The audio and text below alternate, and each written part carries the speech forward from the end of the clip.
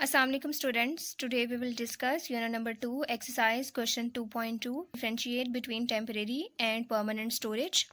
हम temporary और permanent storage के कुछ points discuss करेंगे. Students, temporary storage का point number 1 है it temporarily stores data while in use. अगर हम permanent storage में देखें तो it stores data permanently. यानी temporary storage में data short time के लिए स्टोर होता है और परमानेंट स्टोरेज में डेटा परमानेंटली स्टोर होता है. Point number 2 is temporary storage is volatile memory. Students, हमने वॉलेटाइल मेमोरी डिस्कस की थी. Volatile memory is a type of memory in which data contents are lost in case of power failure. जैसे ही power supply off हुई data lost हो गया. Next, permanent storage. Permanent storage is a non volatile memory. Non-volatile memory is a type of memory in which data contents are not lost in case of power failure. यानी power supply of हो जाए तो data save रहता है. Point number 3 of temporary storages CPU directly axes the data in temporary storage. Students, basically computer की अपनी memory temporary storage की category में फॉल करती है. फॉर एग्जांपल रैम में डेटा टेम्परेरीली स्टोर होता है और जैसे ही पावर सप्लाई ऑफ होती है डेटा लॉस्ट हो जाता है. चूँकि रैम कंप्यूटर की अपनी मेमोरी है इसलिए CPU इस स्टोरेज में डेटा को डायरेक्टली एक्सेस कर सकता है. But in case of permanent storage usually इसमें सेकेंडरी स्टोरेज डिवाइसेस इन्वॉल्व होती हैं जो कि कंप्यूटर की अपनी मेमोरी नहीं है. So CPU does not directly access the data, यानी CPU की डेटा तक डायरेक्ट एक्सेस नहीं है. नेक्स्ट, अगर हम टेम्परेरी स्टोरेज की बात करें तो उसकी स्टोरेज कैपेसिटी लिमिटेड है, कम है. अगर हम बात करें परमानेंट स्टोरेज की तो उसकी स्टोरेज कैपेसिटी लार्ज है, या हम कह सकते हैं कि इसकी रेंज ज़्यादा है. Next, in temporary storage point is faster data access. अभी हमने डिस्कस किया है यूजुअली टेम्परेरी स्टोरेज कंप्यूटर की अपनी मेमोरी है तो इसलिए CPU उसको डायरेक्टली एक्सेस कर सकता है, तो इस केस में एक्सेस फास्टर है. नेक्स्ट, परमानेंट स्टोरेज का पॉइंट है स्लोअर डेटा एक्सेस. अभी हमने डिस्कस किया है परमानेंट स्टोरेज में आमतौर पे सेकेंडरी स्टोरेज डिवाइसेस आती हैं. CPU डायरेक्टली डेटा एक्सेस नहीं कर सकता, that's why data access slow है as compare to temporary storage या रैम. लास्ट पे एग्जांपल्स हैं.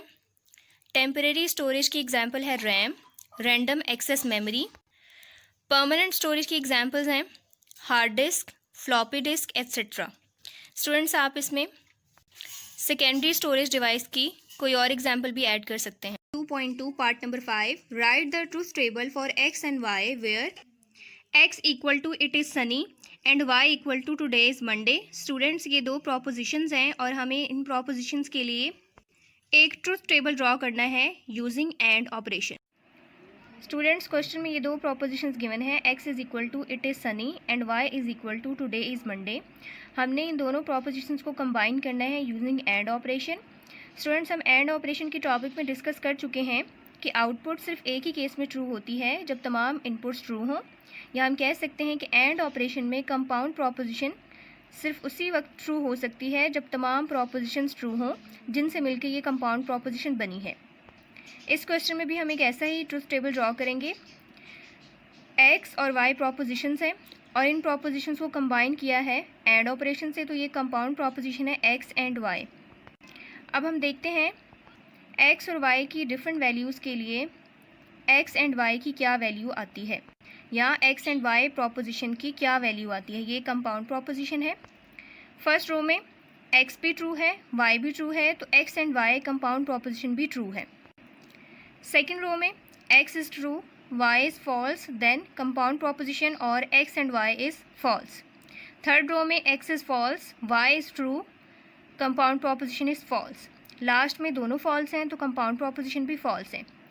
इस टेबल में हम देख सकते हैं जब दोनों इनपुट्स या दोनों प्रोपोजिशंस ट्रू हैं तो ही आउटपुट या कंपाउंड प्रोपोजिशन ट्रू है, अदरवाइज फॉल्स है. अब हम डिस्कस कर लेते हैं वन बाय वन तमाम कंडीशंस को. X and Y true means, एक ही केस में एक्स एंड वाई ट्रू है। True means it is sunny and today is Monday, यानी कि एक्स प्रोपोजिशन भी ट्रू है, वाई प्रोपोजिशन भी ट्रू है। It is sunny and today is Monday. अब सेकेंड रो देखते हैं। एक्स ट्रू है, वाई फॉल्स है। X and Y false means it is sunny and today is not Monday, यानी कि एक्स ट्रू है, वाई फॉल्स है। इस केस में it is sunny and today is not Monday. Third row में X is false, Y is true, it is not sunny and today is Monday. तो compound proposition क्या है? False है। Last row अगर हम देखें तो एक्स भी फॉल्स है, वाई भी फॉल्स है और कंपाउंड प्रोपोजिशन भी फॉल्स है। इट इज़ नॉट सनी, ये एक्स फॉल्स हो गया, and today is not Monday, ये वाई फॉल्स हो गया। और इन दोनों के फॉल्स होने की वजह से कंपाउंड प्रोपोजिशन भी फॉल्स है। स्टूडेंट्स, हमने इस ट्रुथ टेबल को तमाम पॉसिबल कंडीशंस के लिए डिस्कस किया है। एक्स एंड वाई ये कंपाउंड प्रोपोजिशन सिर्फ उसी केस में ट्रू है जब एक्स वाई दोनों प्रोपोजिशंस ट्रू हैं, otherwise X and Y compound proposition false है।